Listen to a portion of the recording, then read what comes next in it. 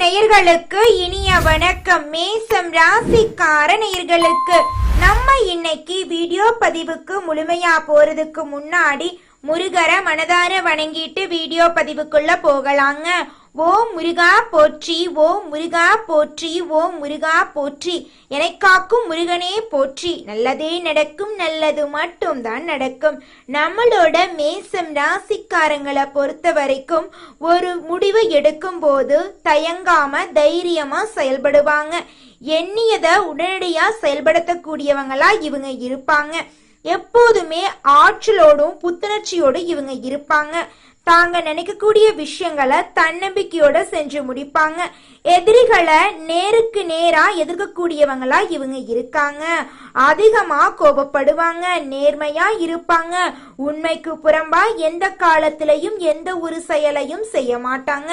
எந்த ஒரு செயலை செஞ்சாலும் அந்த செயலை ஆர்வத்தோட செய்யக்கூடியவங்களா இவங்க இருக்காங்க. இவ்வளவு அருமையான நற்குணங்களை கொண்ட மேசம் ராசிக்கார அன்பர்களே, எல்லாரும் ஆரோக்கியமா இருக்கீங்களா? ஏங்கம்மா நீங்க வர எங்களை பார்த்து இப்படி ஒரு கேள்வி கேட்குறீங்களே? எங்க வாழ்க்கையில இருக்கக்கூடிய பிரச்சனைகளை பார்த்தா நாங்க ஆரோக்கியமா இருக்கிற மாதிரியா தெரியுது? நாங்க இந்த உலகத்துல உயிரோட வாழ்றதே பெரிய அதிசயமா இருக்கு. நாங்க எப்படிமா ஆரோக்கியமா வாழ முடியும் அப்படின்னு உங்க மனசுல நினைக்கிறது புரியுதுங்க. மேசம் ராசிக்கார நேயர்களே, உங்க வாழ்க்கையில இருக்கக்கூடிய இந்த துன்பமான சூழ்நிலை எல்லாமே இனி வரக்கூடிய காலங்கள்ல காணல் நீரா மறைய போகுதுங்க. திருமணமாக ஆகாதவங்களுக்கெல்லாம் திருமண தடை நீங்கி திருமணம் நடக்க போகுதுங்க. குழந்தை பாக்கியம் இல்லாதவர்களுக்கு குழந்தை பாக்கியம் கிடைக்க போகுதுங்க. பூர்வீக சொத்து ரீதியாக இருந்த அனைத்து பிரச்சனைகளுக்கும் தீர்வு கிடைக்க போகுது. உங்களுக்கு வர வேண்டிய பூர்வீக சொத்து உங்க கையில வந்து சேர போகுதுங்க. உங்க வாழ்க்கையில நல்லதெல்லாம் அடுக்கடுக்கா நடக்க போகுதுங்க. உங்களுடைய ஆசைகள் கனவுகள் எல்லாமே நிறைவேற போகுதுங்க. அஸ்வினி பரணி கிருத்திகை 1ஆம் பாதத்துல பிறந்தவங்க மேசம் ராசியில பிறந்தவங்களா கருதப்படுறாங்க. இவங்க கொஞ்சம் பிடிவாத குணம் கொண்டவங்களா இருக்காங்க. மேசம் ராசிக்கு நட்பு ராசியா இருக்கக்கூடியவங்க யாருன்னு பாத்தீங்கன்னா கும்பம், சிம்மம், தனுசு, மிதுனம், இவங்க எல்லாரும் நட்பு ராசியா இருக்காங்க. இவங்களை பொறுத்த வரைக்கும் வாழ்க்கையில ஒரு குறிக்கோளை பிக்ஸ் பண்ணிருவாங்க. அந்த குறிக்கோளை அடையிறதுக்காக இரவு பகல் உறங்காம உழைச்சுக்கிட்டே இருப்பாங்க. இவங்களை பொறுத்த வரைக்கும் நட்புக்கு முக்கியத்துவம் தருவாங்க. நண்பனுக்காக உயிரை கொடுக்க கூட தயங்க மாட்டாங்க. தன்னுடைய குடும்பத்துக்காக ஒட்டுமொத்த வாழ்க்கையும் அர்ப்பணம் செய்யக்கூடியவங்களா இவங்க இருக்காங்க. தைரியமான குணம் இவங்க கிட்ட இருக்குதுங்க. அடுத்தவங்க செய்ய முடியாத நினைச்ச விஷயத்தையெல்லாம் கூட இவங்களுடைய தைரியத்தால அந்த காரியத்துல முயற்சி பண்ணி அந்த காரியத்துல வெற்றி அடையக்கூடியவங்களா இவங்க இருக்காங்க. மேசம் ராசிக்காரர்களே, நம்ம இன்னைக்கு இந்த வீடியோ பதிவுல எதை பத்தி பார்க்க போறோன்னு பார்த்தீங்கன்னா 4 கிரகங்கள் ஒரே இடத்துல பயிற்சி ஆகிறதுனால ஏற்படக்கூடிய ராஜயோகத்தை பத்தி பார்க்க போறேங்க. இந்த கிரக பயிற்சியால 12 ராசிகளுக்கும் என்ன பலன் கிடைக்கும் அப்படிங்கிறத பத்தியும், குறிப்பா மேச ராசிக்காரங்களுக்கு என்ன மாதிரியான நன்மைகள் கிடைக்கும் அப்படிங்கிறத பத்தியும், தலைமை பதவி, வீடு, இடம், சொத்து, வாகனம், வழக்கு, அறிவு, திருமண வாழ்க்கை, ஆசைப்பட்ட பொருள் வாங்குதல் போன்ற பல்வேறு விஷயங்கள்ல இந்த கிரக பயிற்சி எப்படிப்பட்ட யோகத்தை கொடுக்கும் அப்படிங்கிறத பத்தி விரிவா இந்த வீடியோ பதிவுல நம்ம இன்னைக்கு தெரிஞ்சுக்க போறோங்க.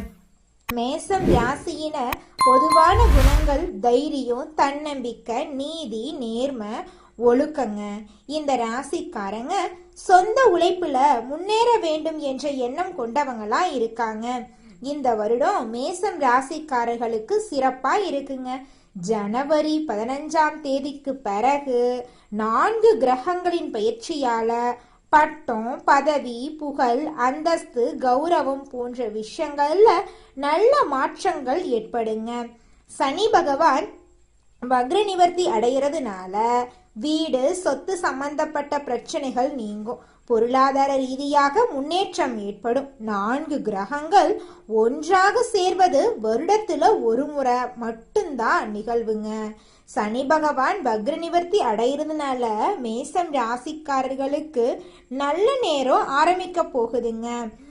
உங்க வாழ்க்கையில நல்லது தாங்க நடக்கும். இதற்கு முன்னாடி மேசராசிக்காரங்க கஷ்டப்பட்டதற்கான காரணத்தையும், ராசி அதிபதி 9ஆம் இடத்துல இருந்ததால ஏற்பட்ட தடைகளையும் நம்ம இன்னைக்கு இந்த வீடியோ பதிவுல பார்க்க போறோம்.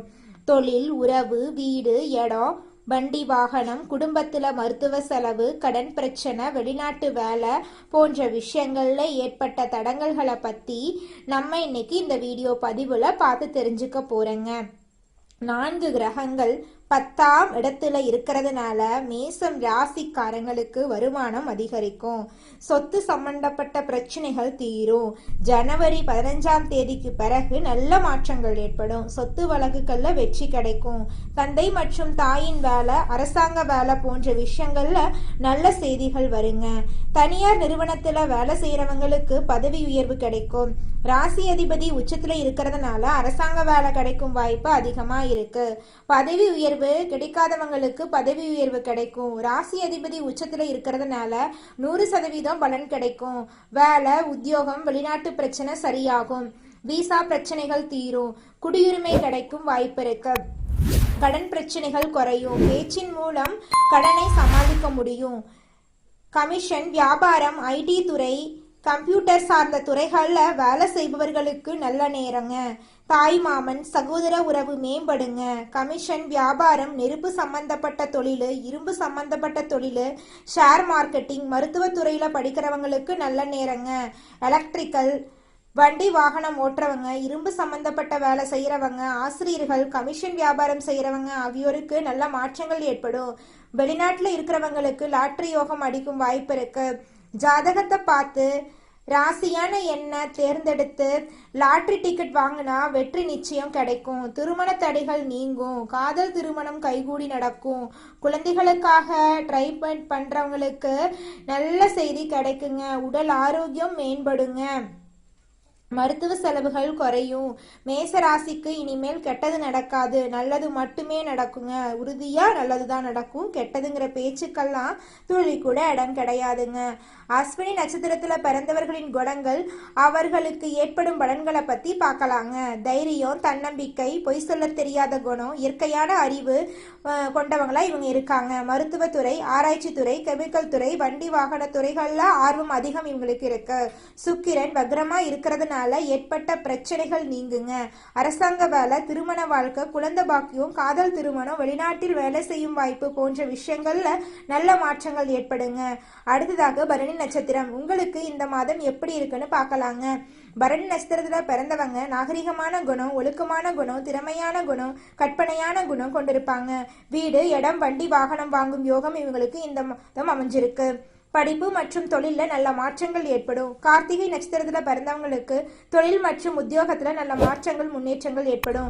அரசாங்க வேலை, வெளிநாடு செல்லும் வாய்ப்பு, படிப்பு, தொழில், தலைமை பதவி போன்ற விஷயங்கள்ல நல்ல மாற்றங்கள் உங்களுக்கு ஏற்பட போகுதுங்க. உங்களுடைய ஆசைகள், கனவுகள் எல்லாமே நிறைவேற போகுதுங்க. இந்த உலகத்துல யாருங்க கோடீஸ்வரன்? கோடி கோடியா பணம் வச்சிருக்கிறவங்களா, பிடிச்ச உணவுகளை சாப்பிட்றவங்களா, பிடிச்ச உறவுகள் கிட்ட பேசுறவங்களா? இதுல யாருமே கோடீஸ்வரன் கிடையாதுங்க. யார் ஒருத்தவங்க நோய் நொடி இல்லாம, மனக்கவலை இல்லாம நிம்மதியா தூங்குறாங்களோ அவங்க தாங்க இந்த உலகத்திலேயே சிறந்த கோடீஸ்வரன். அப்பேற்பட்ட கோடீஸ்வரன் ஆகக்கூடிய யோகம் உங்களுக்கு இந்த மாதம் அமைஞ்சிருக்குதுங்க. உங்க வாழ்க்கையில இனி வரக்கூடிய காலங்கள்ல கவலை, கண்ணீர் அப்படிங்கிற பேச்சுக்கெல்லாம் துளி கூட இடம் கிடையாதுங்க. இது நாள் வரைக்கும் உங்களுடைய மனசில் இருந்த மனக்கவலைகள் எல்லாம் இனி வரக்கூடிய காலங்கள்ல காணாம போகுதுங்க. நீங்க சந்தோஷமான, ஆரோக்கியமான வாழ்க்கைய இனி வரக்கூடிய காலங்கள்ல வாழ போறீங்க. உங்க வாழ்க்கையில சந்தோஷம் நிலைச்சிருக்க போகுதுங்க.